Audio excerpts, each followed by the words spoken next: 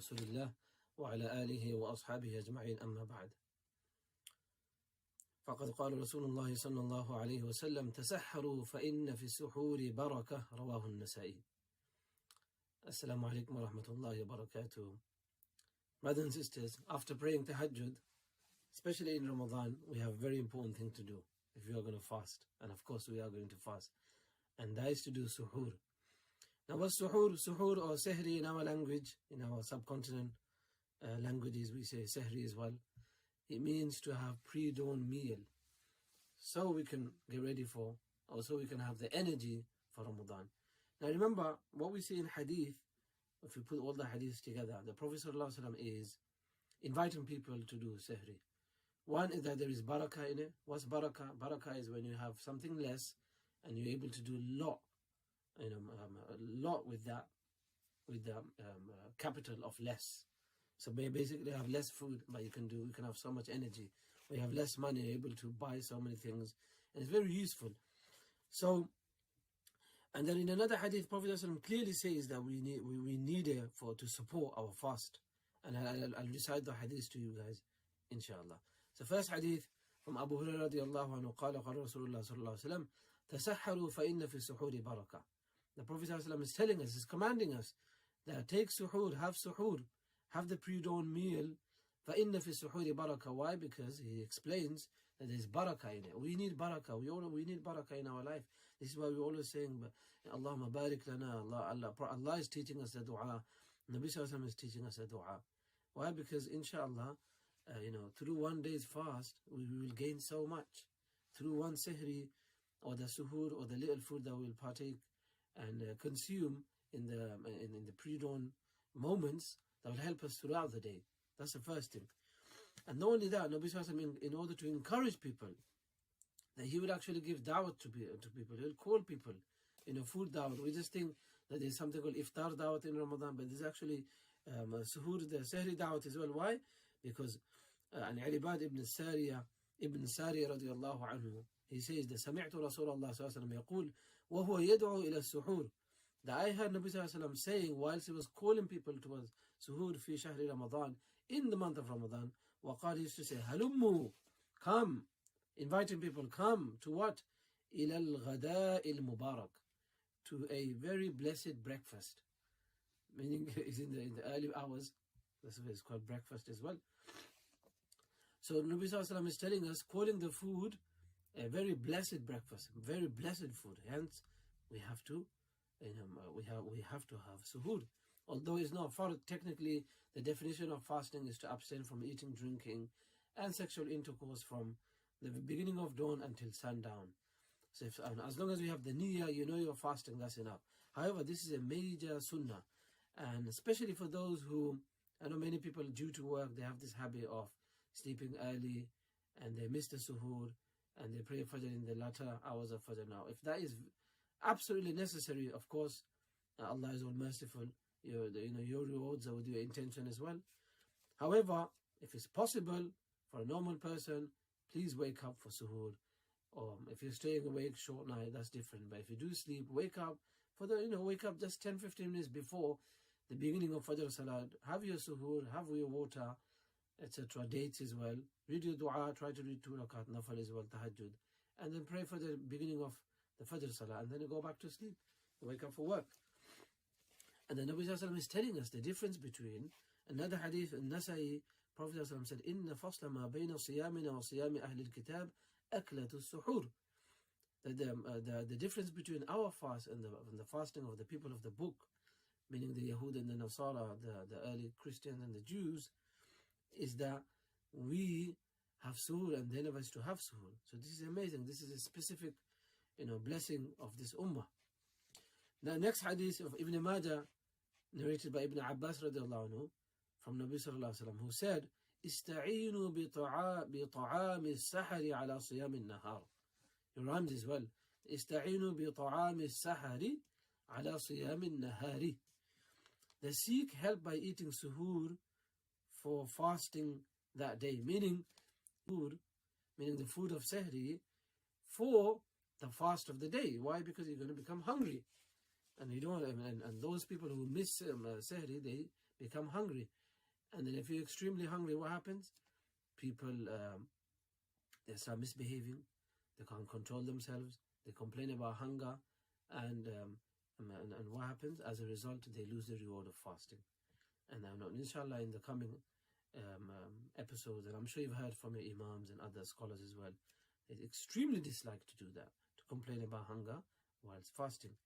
And just to continue the hadith, and then Prophet ﷺ said, وَبِالْقَيْلُولَةِ عَلَى قِيَامِ اللَّيْلِ.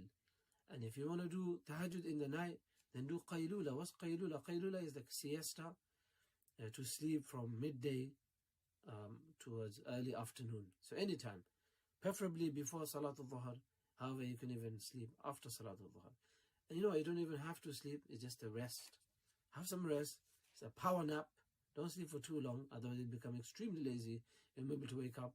You're going to wake up in the evening, and that will ruin your entire night, because you slept so much in the day, you won't be able to sleep in the night, and the whole cycle will be messed up. So don't do that. Just a little rest, 20 minutes, half an hour, and that's it. Get up again. We have another hadith. Prophet ﷺ said regarding sahri food or suhoor, إِنَّهَا بَرَكَةٌ. It is blessing. أَعْطَاكُمُ اللَّهُ إِيَّاهَا. That Allah has given it to you. فَلَا تَدَعُوهُ. Then don't neglect it. So first we have Prophet ﷺ is encouraging it. It's a barakah. It's a reasoning with us that we need it for our days, fasting. And finally he's saying that, don't neglect it. Allah has put barakah in it. Go for it. If somebody gives you something, some benefits in something, you go for it. And that's the way to do it. And then after that, we have just one or two hadith, just summarizing it. So what should we eat for suhoor? There are hadith which talks about having water and dates as well. So dates, the way I mentioned, is iftar. The sunnah of inviting people, feeding people, is not just for iftar, it's also for suhoor as well. Why? Because Prophet ﷺ encouraged feeding people through many different general ahadith, but also he was calling people towards suhoor as well. And there are many ahadith like that. They would call people and encourage them to come for. So in fact, we have a hadith here narrated by Imam Nasa'i that Anas radiallahu anhu says that Nabi sallallahu alaihi wasallam said this to him at suhoor time. He said, "Ya Anas, inni uridu siyam, at'imni shay'an." Oh Anas, and Nabi sallallahu alaihi wasallam would tell people as well, feed me, give me some food. Oh Anas, I want to fast, give me some food. He was his khadim, he was his beloved, servant who would look after him. So فأتيته بتمر وإناء فيه ماء وذلك بعدما أذن بلال رضي الله عنه فقال يا أنس انظر رجلا يأكل معي. So I came to him with some dates and a vessel of water, and that was after Bilal radiallahu anhu give adhan. Bilal radiallahu anhu give adhan for tahajjud, i.e. you can have sahri that time, and Abdullah ibn Maktum radiallahu anhu will give adhan for fajr. And that's the difference. So we should never eat from Abdullah ibn Maktum radiallahu anhu's adhan. Why? Because fajr time will start. Today we just have the calendar, so we can work it out easily. Then after he got the food for him, he said to Anas, "Oh Anas, go and find someone who could eat with me." He never wanted to eat alone, even suhoor time. فدعوت زيد بن ثابت رضي الله عنه. So I invited Zayd ibn Thabit. فجاء فقال إني قد شربت شربة سويق. But Zayd ibn Thabit رضي الله عنه said, I've already drank like sawiq. Sawiq is basically like barley and water mixed. It's like a porridge type. I've already had that. وأنا أريد الصيام. I want to fast as well. فقال رسول الله صلى الله عليه وسلم وأنا أريد الصيام. I want to fast as well. فتسحر معه. So Zayd ibn Thabit رضي الله عنه done suhoor with Nabi صلى الله عليه وسلم. ثم قام فصلى ركعتين. Then he stood and he prayed 2 rakats, i.e. most likely 2 rakats of Fajr, Sunnah. ثم خرج إلى الصلاة. Then he went for Salah, meaning the Fajr Salah. And then what's the Sunnah? So what's the Sunnah of food? As I said, have dates, have whatever you have to have, but most importantly, healthy food, bit of fruits, carbohydrates, maybe some fat in it as well, fatty food, slightly, so that you can last a day. But most important thing is you speak to your doctors if you have any health issues. Have something which will benefit you throughout the day. Like they used to have sawiq. Sawiq was flour with water mix. So you can imagine that was very healthy and beneficial for them. And then you should delay suhoor. Don't have suhoor too early. Have it, shortly before the moments before Fajr starts, 15-20 minutes, inshallah. And then, and finally, and then there is a hadith, some people get mixed up, where Imam Abu Dawud narrated this hadith, that if you are eating your food and then the adhan starts, then finish your food. And this hadith is referring to the first adhan, which is adhan of Bilal radiallahu anhu. He would give adhan for suhoor, i.e. tahajjud, where you can eat. But when Abdullah ibn Maktoum radiallahu anhu would give adhan, everybody would stop. That's the beginning of Fajr. Why? Because we have too many verses in the Quran. Allah talks about until the dawn. Okay? حتى يتبين لكم الخيط الأبيض من الخيط الأسود من الفجر. You're allowed to eat and drink, i.e. your suhoor, until the dawn is there. We're able to differentiate, where you have some light. So as soon as you get that light, the dawn of Fajr, then you can't eat anymore. And then so many other hadith shows that. So just a little clarification for the confusion. If the iftar, if the suhoor or for the beginning of Fajr is at 4 a.m., you do not eat. You stop eating completely. Right? Even if you are like halfway through, drinking your glass of water. May Allah give us tawfiq. One more thing.